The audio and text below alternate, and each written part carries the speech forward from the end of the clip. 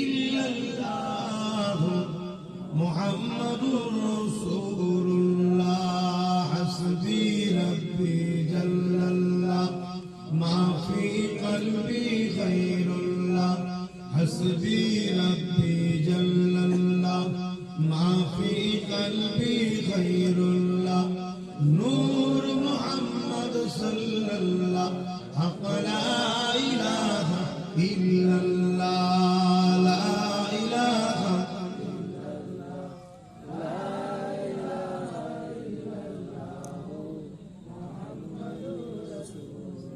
কলমে লা ইলাহা ইল্লাল্লাহ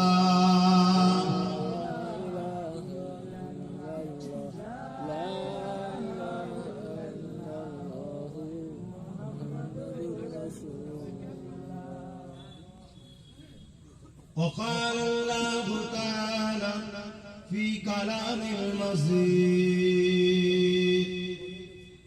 والفرقان الحميد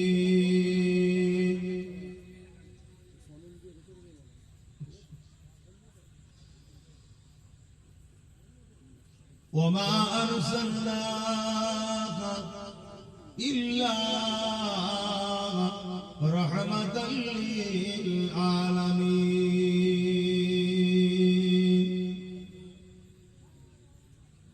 আমার আব্বা জানেরা, পর্দা নিশিন আমার আম্মা জানেরা, বোনেরা, উপস্থিত আমার নওজোয়ান তরুণেরা, যুবকেরা, ছোট ছোট বাচ্চারা, রাত জাগা অভ্যেস ছেড়ে দিয়েছি। গতকাল একটু রাত জাগা হয়ে গেছে, সেই ঘোর আমার। আর ভালোবাসার মানুষরা বলে একটু রাত করে নি, ভালো ভালো কাজ কাম ছেড়ে আমাদের ভালো ভালো। ঘোর আমার এখনো কাটে, একটু বসে পড়লি নিরিবিলি হয়ে গেলে অমনি ঘুমেছে। তো যাক, আমার সাদরি ভাই আমাকে বলছিল যে আপনি আজকে একটু দেরি করে ওঠেন, না আগে দাঁড়িয়ে। আমি ভাবছিলাম আজকেও বিপদ হবে। আল্লাহ জিহালে রাখে শুকরিয়া। আজ আমরা আবার শহীদান হুজুর, সুহাদা হুজুরদের স্মরণে তরুণপুর গ্রামে বাৎসরিক যে দুয়ার মাহফিল, ইসালে সওয়াবের মাহফিল, সুহাদা হুজুরদের স্মৃতি সবার মাহফিল আমার বাপজান গুলো, আমার ভাই গুলো, মা বোন গুলো করে থাকে। এলাকার মানুষরা সেই মাহফিলে আমরা হাজির হয়েছি। সকলে শুকরিয়া আদায় করে বলি আলহামদুলিল্লাহ। এই দুনিয়ার জীবন আমাদের জন্য চিরস্থায়ী নয়। খুব সামান্যটুকু জিন্দেগি নিয়ে আমরা এই দুনিয়ায় এসেছি। আজ আছি, কাল না, কে কখন চলে যাবে কোনো গ্যারান্টি নেই। এই পৃথিবীর জমিনটা হলো একটা পরীক্ষার জমিন। কিসের পরীক্ষা? আল্লাহর ভালোবাসার পরীক্ষা। রব্বুল আলামিন আমাদেরকে আশরাফুল মখলুকাত করে পাঠিয়েছেন। সর্বশ্রেষ্ঠ সৃষ্টি করেছেন আল্লাহ আমাদেরকে। জমিন, আসমান, চাঁদ, সূর্য যা কিছু আছে সব কিছু আমাদের খেদমতের জন্য আল্লাহ বানিয়েছে। আর আমাদেরকে আল্লাহ বানিয়েছে এই দুনিয়ার মধ্যে থেকে সবাইকে অপেক্ষা করে মহান স্রষ্টা রব্বুল আলামিনকে ভালোবেসে রাজি খুশি করার পরীক্ষা দেওয়া। আল্লাহ কখনো আমাদেরকে গরিব বানিয়ে পরীক্ষা নেবে, যে বান্দাকে অভাবী করি, দেখি অভাবের সময় বান্দা আমাকে স্মরণ রাখে কিনা। আমি তো বলেছি অন্যায় করে ইনকাম করবে না, হারাম খাবে না, সুদ খাবে না, ঘুষ খাবে না, গরিবের মেরে খাবে না, এতিমের ঝেড়ে খাবে না। তা বান্দাকে অভাব করে দেখি বান্দা অভাবের জ্বালাতেও আমাকে স্মরণ রাখে কিনা। যারা আল্লাহকে ভালোবেসে যত অভাবী আসুক, যে খাদ্য খেতে আল্লাহ নিষেধ করেছে, যে ইনকাম বা যে খাদ্য, ওই খাদ্য খায় না, এরা আল্লাহকে রাজি করলো। জোরে বলুন সুবহানাল্লাহ। এদেরকে আল্লাহ চির শান্তির মেহমান খানা জান্নাতে থাকতে দেবে। জোরে বলুন সুবহানাল্লাহ। আবার কাউকে কাউকে আল্লাহ ধনী করে পরীক্ষা নেয়, অনেক ধন দৌলত দেয়, দিয়ে আল্লাহ দেখে যে এরা গরিবকে সাহায্য করে কিনা, আমার রাস্তায় খরচ করে কিনা, মসজিদ মাদ্রাসা বানায় কিনা, আমার মাহবুব বান্দাদের স্মরণে দুয়ার মাহফিল, দ্বীন ইসলামের আলোচনার মাহফিল বানায় কিনা, এটাও আল্লাহ কিন্তু দেখে। যারা আল্লাহ দিয়া অর্থ নিয়ে নিজের সংসার, পরিবার, বাচ্চা, নিজের কিছু খরচের পাশাপাশি কোরআনের জন্য, ইসলামের জন্য, দ্বীনের জন্য খরচ করে, আল্লাহ তাদেরকেও চির শান্তির জান্নাত দেবে। যদি বলুন সুবহানাল্লাহ। সব থেকে আল্লাহ খুশি হন মা বাপের পিছনে অর্থ ব্যয় করাতে। জোরে বলুন সুবহানাল্লাহ। মসজিদ বানানোর থেকে, হ্যাঁ মাদ্রাসা বানানোর থেকে, মা বাপের পিছনে যদি ছেলে টাকা খরচ করে, এইটা আল্লাহ সব থেকে বেশি আরো খুশি হয়। জোরে বলুন সুবহানাল্লাহ। দ্বিতীয়, নিজের বাচ্চা ও পরিবারের পিছনে, এর পাশাপাশি মসজিদ মাদ্রাসা, দ্বীন ইসলামের জন্য অবশ্যই তো আছে। আল্লাহ পাক পরীক্ষা দেয় অর্থ, আর আমরা তো অর্থ এখন খরচ করতে চাই না, গাঁট দিয়ে রেখে দিতে চাই। অথচ সিদ্দিক আকবর, আমার রাসূলুল্লাহ আউয়াল খলিফা, প্রথম সাহাবী, এত রাসূলুল্লাহকে ভালোবাসতেন। নবীর প্রেমটা মনে রাখবেন আল্লাহরই প্রেম। জোরে বলুন সুবহানাল্লাহ। নবীকে যারা প্রেম করে, আমার আল্লাহ তাদেরকে প্রেম করে। জোরে বলুন সুবহানাল্লাহ। হযরত আবু বকর সিদ্দিক রাদিয়াল্লাহু তাআলা আনহু হুজুর দেখেন যে আল্লাহ নবী প্রায় সাহাবাদেরকে বলে, বাবা দ্বীনের জন্য মাল দাও, মদিনার নববীর জন্য দাও, দ্বীন ইসলামের জন্য দাও। হযরত আবু বকর সিদ্দিকের বড় কষ্ট হয়, আল্লাহ ঘরে এসে কাঁদতেন আর দোয়া চাইতেন যে আল্লাহ এমন কোন আয়াত নাযিল করেন যে আয়াতটা ঠিক এমন হবে, হে নবীর সাহাবারা, তোমাদের ধন দৌলত তোমাদের নয়, সবটাই রাসূলুল্লাহ। তিনি যখন খুশি নেবে, কারো থেকে পারমিশনের প্রয়োজন নাই। জোরে বলুন সুবহানাল্লাহ। হযরত আবু বকর সিদ্দিক এটা চাইছে, তাহলে আমি বড় খুশি হব। একদিন হযরত আবু বকর সিদ্দিক ঘরে বসে আছে, আল্লাহ নবী হুজুর আবু বকর সিদ্দিকের ঘরে ঢুকলো, সোজা গিয়ে একটা জায়গা থেকে অর্থ নিলেন, যেখানে অর্থ থাকে, অর্থ নিলেন।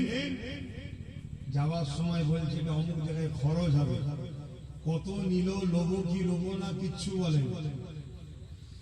গেটের গোড়ায় যখন চলে যাচ্ছে, আল্লাহ নবী ঘুরে দাঁড়িয়ে আবু বকর সিদ্দিকের দিকে মুচকে হেসে বলছে, আবু বকর তোমার দোয়া কবুল হয়ে গেছে। জোরে বলুন সুবহানাল্লাহ। এটা হলো ভালোবাসা। এই প্রেম যাদের আছে আল্লাহ ও রাসূলের রাস্তায়, রাসূলের জন্য, তাদেরকে আল্লাহ চির শান্তি জান্নাত দেবে। জোরে বলুন সুবহানাল্লাহ। বিভিন্ন অ্যাঙ্গেলে আল্লাহ পরীক্ষা নেয়। আল্লাহ পাক কাউকে এমন পরীক্ষা নেয়, আমার রাহে আমার প্রেমে জানটা দেবে। এই জানটা যারা দিতে পেরেছে, তাদেরকে বলা হয় শহীদ। এখন তো শহীদ মরে মরে লিখা থাকে, থাকে না? হ্যাঁ, কত লোকের সর্বসান করেছে, সর্বনাশ করেছে, কেউ এসে ছেড়ে দিয়েছে, শহীদ লিখে বসে আছে। এরকম অনেক পাওয়া যায় না। যারা আল্লাহ ও রাসূলের জন্য নিজেদের জানকে কুরবান করেছে, তাদেরকে শহীদ বলা হয়। আর শহীদের মর্যাদা কত! যে অবস্থায় তিনারা ইন্তেকাল করে ওই অবস্থাতেই তিনাদেরকে দাফন কাফন করতে হয়। জোরে বলেন সুবহানাল্লাহ। কিয়ামতের দিন ওনারা ওই অবস্থাতেই উঠবে। আল্লাহ পাক বলবেন ইনারা কারা? আল্লাহ সব জানে, ফেরেশতাদেরকে জানাচ্ছে। কেন? ফেরেশতারা বলেছিল আল্লাহ আপনি ওনাদেরকে বানাবেন না, ওনারা ফিতনা তৈরি করবে। তাই আমার আল্লাহ বলবে ইনারা কারা? আমার আল্লাহর ফেরেশতারা বলবেন আল্লাহ ইনারা আপনার রাহে নিজেদের জানকে পর্যন্ত কুরবান করে দিয়েছে। জোরে বলুন সুবহানাল্লাহ। আল্লাহ বা শহীদান হুজুরদেরকে বেহিসাব জান্নাত দিয়ে থাকে। শুধু জান্নাত দেয় তা নয়, আল্লাহ পাক তিনাদের খাতিরে এমন অনেক বান্দা বান্দীদেরকে জান্নাতে দেবে যারা কিনা দুনিয়া জমিনে ধরা পড়ে যাবে, দুনিয়া জমিনে পাপ করার জন্য ময়দানে মাশরে ধরা পড়ে যাবে। কিন্তু এই শহীদান হুজুররা তিনাদের জন্য আল্লাহ পাকের কাছে সুপারিশ করবে, হে আমাদের দয়ালু আল্লাহ, ইনারা দুনিয়া জমিনে আমাদেরকে মহব্বত করত, আমাদের আলোচনা করত, আমাদের কথা শুনে বড় খুশি হতো, আমাদেরকে মডেল হিসাবে লক্ষ্য করত। আল্লাহ তাই আমরা দোয়া চাই ইনাদেরকে আমাদের সুন্দর নাজাত দিয়া হোক। আল্লাহ পাক শহীদান হুজুরদের উপরে এত রাজি খুশি হয়ে যান, ইনাদের খাতিরে আল্লাহ ওই সকল মানুষদেরকে নাজাত দিয়ে দেবে।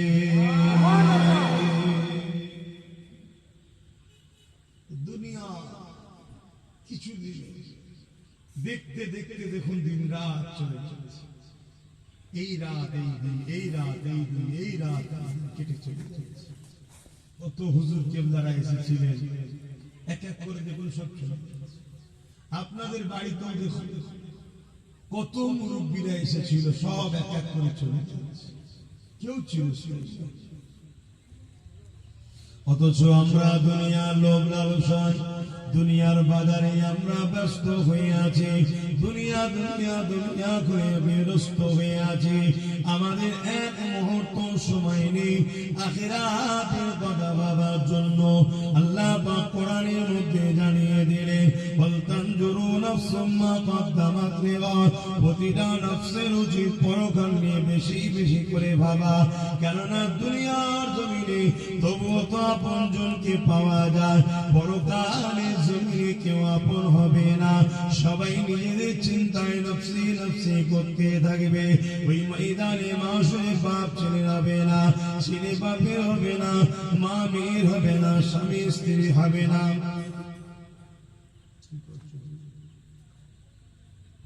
কেন দুষ্টু ভালো কখনো ঘর কখন নেই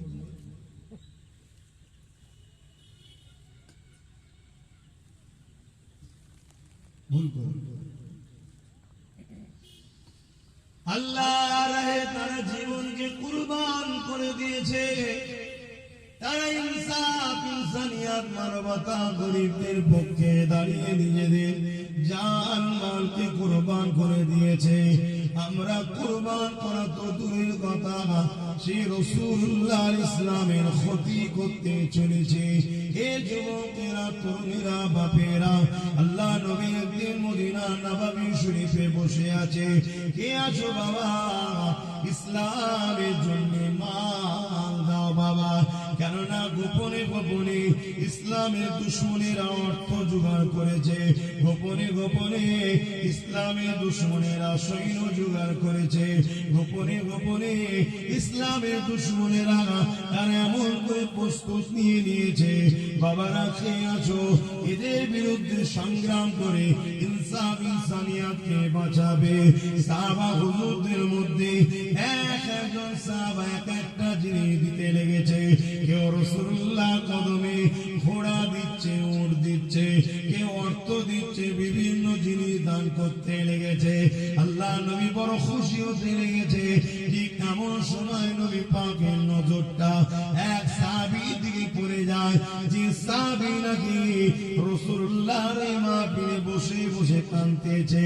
আল্লাহ নবী সাহাবীকে জিজ্ঞাসা করে, এ বাবা সাহাবী, সবাই আল্লাহর রাহে দান করে জান্নাত কিনে নিচ্ছে, তুমি এই রকম একটা সময় কেন কাঁদো বাবা?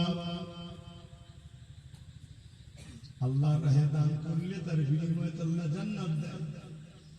সাহাবারা দিচ্ছে, আর তুমি এই সময় কাঁদছো কেন? এরকম একটা আনন্দের সময়। ওই সাহাবী বলে, ইয়া রাসূলুল্লাহ, হাবিবাল্লাহ, আমি বড় গরীব, আমার দিবার মতো কিছু নাই। হুজুর, আমার যারা ভাই ভাই রয়েছে তারা দিচ্ছে, বিনিময়ে জান্নাত খরিদ করে নিচ্ছে। আমার এই করোনার চাদরটুকু ছাড়া আর দ্বিতীয় কিছু দিবার নাই। ইয়া রাসূলুল্লাহ, হাবিবাল্লাহ, আমি বড় গরীব, তবে হুজুর আমার ভাইরা আল্লাহর জান্নাত খরিদ করছে, এটা অবশ্যই খুশির বিষয়। তবে এরকম একটা সুযোগকে আমি কাজে লাগাতে পারলাম না, এই জন্য আমি সাহাবী বড় কাঁদতে লেগেছে। এই যুবকেরা, তরুণেরা, সাহাবাদের মনটা বড় খারাপ হয়ে গেল। রাসূলুল্লাহ চোখে পানি এসে গেল। আহারে, আমার সাহাবীদের মধ্যে এত গরীব সাহাবী রয়েছে যিনার পরনার চাদর টুকুই রয়েছে। আল্লাহ নবীর চোখ দিয়ে পানি বেরোতে লাগলো। ঠিক এমন সময় সাহাবীটা উঠে দাঁড়িয়ে বললে, আসসালাতু আসসালামু আলাইকা ইয়া রাসূলুল্লাহ, হাবিবাল্লাহ, হুজুর আপনি আমাকে একটু ইজাজত দেন হুজুর, আমি একবার ঘরে যেতে চাই। আল্লাহ নবী তাকে ইজাজত দিলেন, যাও বাবা, যাও। ঘর বলতে আমাদের মতো ঘর নয়, কোন রকম পাতা দিয়ে ঘিরা, কোন রকম পাতা দিয়ে ঘিরা। ওই সাহাবীটা ঘরের বাইরে পাতা দিয়ে ঘিরা ঘরের বাইরে দাঁড়িয়ে বাসির বলে ডাক দিল। হালকা বয়সের ছোট্ট বাচ্চা ছুটে বেরিয়ে জড়িয়ে ধরে আব্বা আব্বা করতেছে। জোরে বলুন সুবহানাল্লাহ। অর্থাৎ এই সাহাবীর সন্তান।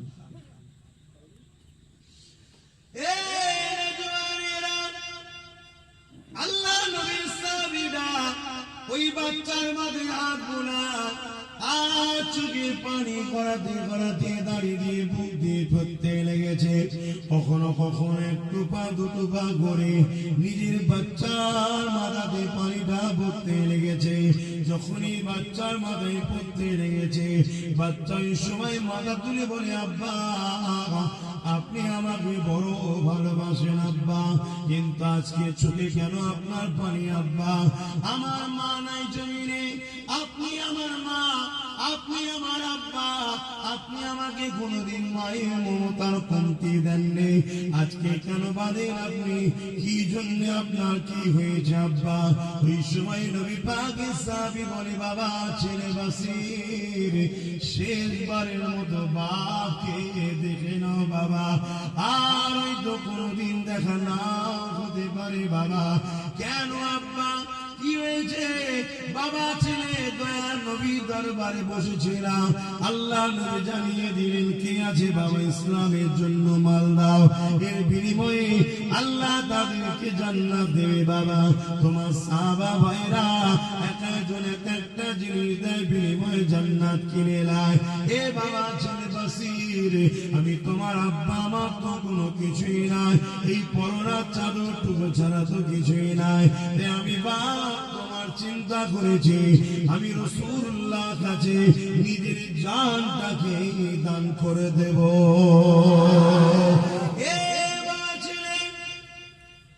লড়াইয়ের ময়দানে যাব, ওখানে গেলে তো আর ফিরে না আসতে হতে পারে।